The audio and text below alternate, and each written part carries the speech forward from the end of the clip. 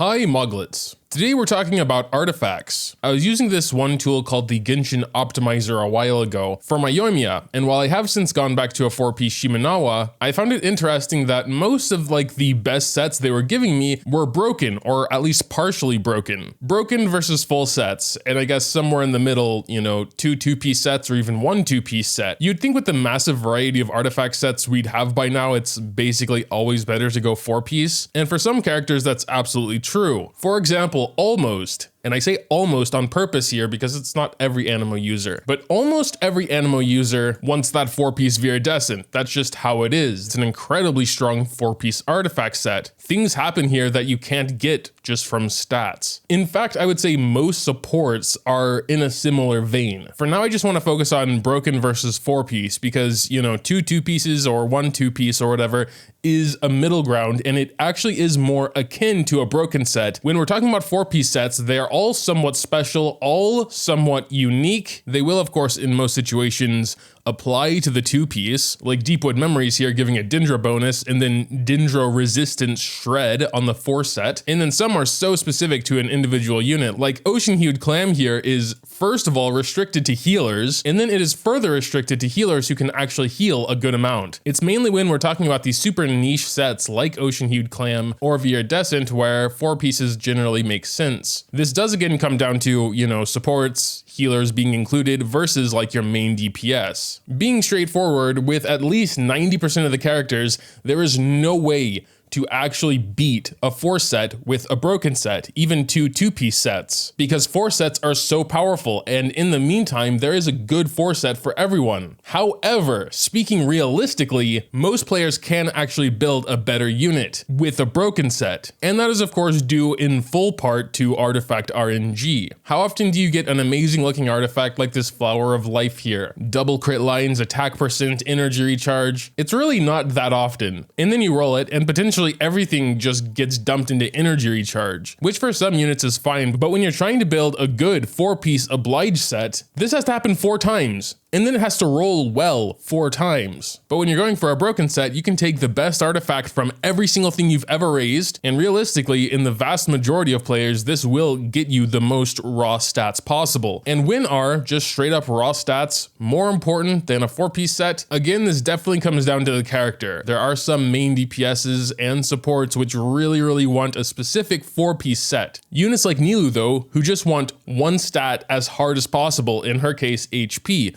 Going broken or like just a random 2-piece set here for that 20% HP is, again, for most players going to be the best. I mean, look at this one substat on this one plume I have. It has 17.5% HP. The entire 2-piece set of Tenacity only gives me 20. It's only a little bit more. For every unit, there is a quote-unquote correct way to build them. But the main important thing to realize is that not all 4-piece sets are created equal. Some aren't that important to a character. They are the best to have, but it's not an end-all be-all. So I'm not going to go through all 50 whatever characters and say which 4 pieces are really important for them and which ones you can get away with like a broken set. But the point is, it is very character specific. Focusing on main DPSs for a minute, it is important to know where they get most of their damage. In a main DPS's case, this is mostly normal and or charge attacks. Yoimiya is almost purely normal attacks and a bit from burst. Ito is primarily charge attacks, but his normal attacks as well as his elemental skill can do a good amount of damage also, which means something like 4-piece Husk is pretty good because it gives him straight up def, which he scales from,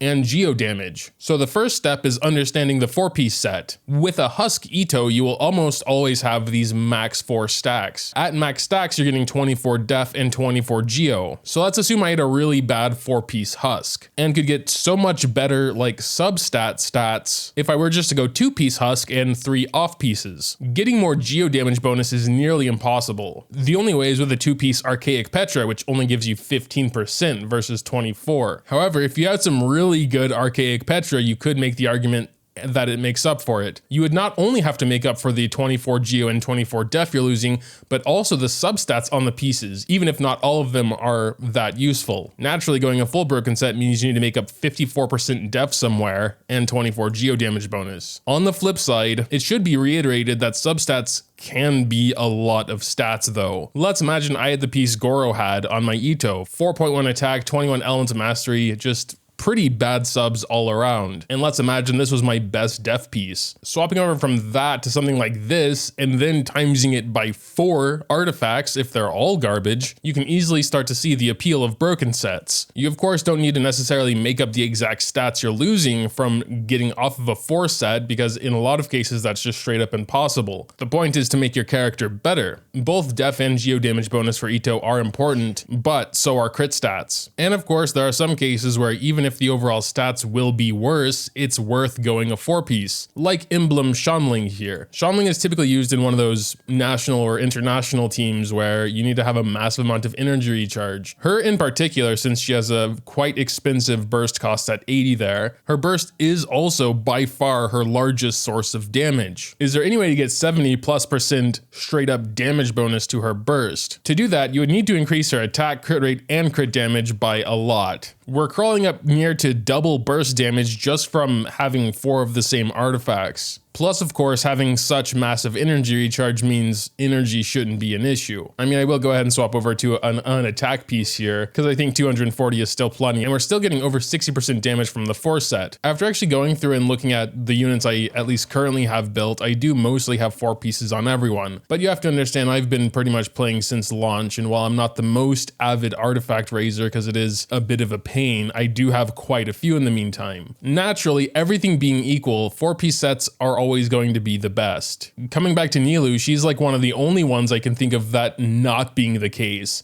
She wants that 20% HP from 2-piece tenacity, but 4-piece tenacity is almost useless for her. She doesn't have off-field hitting elemental skills, which means you're only going to have this 20% attack boost for 3 seconds after she leaves the field at most. So even if every artifact was of equal value, you'd rather go Wanderer or Gilded Dreams for the elemental mastery. I do like to have some practical examples for these videos, so we can take a look at my current Ganyu. This is a Melt Ganyu, and she currently has a 4-piece Wonders troop. This will increase her charge attack damage by 35%. It's a very simple artifact set, which is why I kind of wanted to focus on it. There's basically nowhere else you can get this stat. Charge attack damage bonus? The somewhat bad thing with this example is that I have a lot of good Wanderers, since I strongboxed the absolute crap out of it somewhat recently. But what we're gonna do is get some data. So, there we go. There was a charge attack for 23,000. Let's hit him again. 22,000. Yeah, about 22.5 thousand. No buffs here. You know, 23.6 when he's really far away.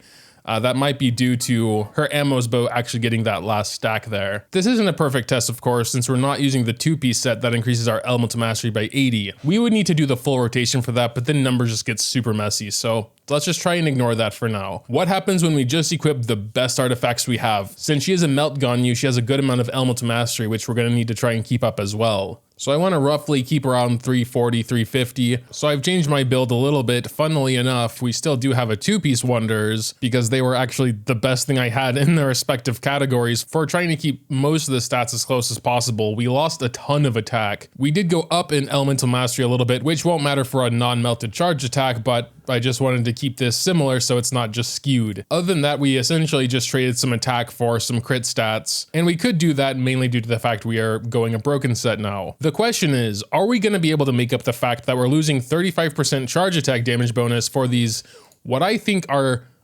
better stats overall? We lost some attack, got some crits, so let's just do a charge attack and find out, I guess. Nope, we actually lost damage. A pretty solid amount of damage, actually. We were hitting 22 to 23k before, and now it's like 19k. Again, a lot of this does come down to the fact that I already had a really good, 4-piece Wonders, so doing little tests like this yourself is a pretty good way just to kind of understand what these bonuses are actually doing. Let's take a look at Ayato. I currently have him in 4-piece Echoes of an Offering. I didn't farm this domain a ton, so the artifacts aren't that great, and I think this will be the case with more people than not. Most people aren't going to want to spend 10,000 resin to get a perfect set for one of their units, but this is what I had, It's not horrible, it's fine, and it is kind of tailor fit for him. As far as I've heard, it is pretty much on par with Heart of Depth, but I also don't have very good Heart of Depth. So let's see if I can make my Ayato better going a broken set. Let's just take him in and do what we do with Ayato, which is basically E and start slashing. So we're getting,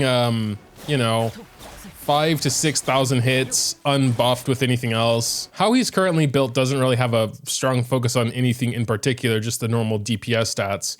We don't need to take care of, you know, Elemental Mastery. He has 61, so it really wouldn't make a difference regardless. So we're just gonna go around finding the best stats we can, focusing mainly on the 2 crit stats here. So there we go. We don't even have a 2 set bonus. We just focused on as much crit rate, crit damage, and attack as possible. One little part of his kit does get bonus damage from HP, but I don't think it's really worth investing in specifically. And yeah, overall his stats definitely do look a lot better. 82 crit, which was around the same as before. I want to keep that consistent at least because, you know, if we just go like 30 crit and 300 crit damage, then obviously we will have more damage, but it won't be as consistent. What did we lose in exchange for these better stats? Every now and then, the normal attack damage will be increased by 70% of attack. So let's see what it is now.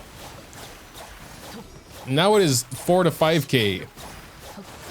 That's honestly pretty surprising. Like his raw stats took a pretty big jump up, but the fact we're not getting those special strikes anymore from the 4-piece, and I guess losing some attack here as well, makes a pretty big difference. It's really hard to believe though, like he's back in his normal set. We lost like 70% crit damage and we only gained about 200 attack. So it's really the 4 set putting in a lot of work here. So he's back in his old set.